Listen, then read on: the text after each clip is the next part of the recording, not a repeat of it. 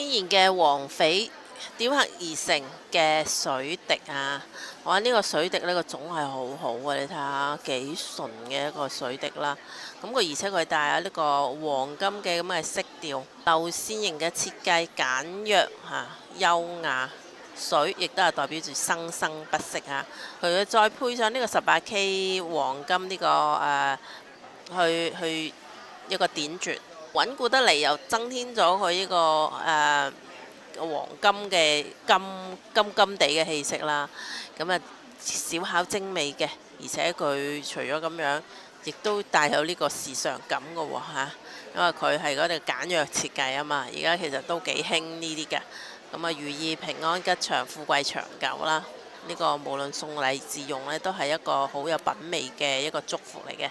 尺寸方面係長度係18.8，闊度係10.9，厚度係4嘅，一個好精美嘅一個水滴形吊墜啊！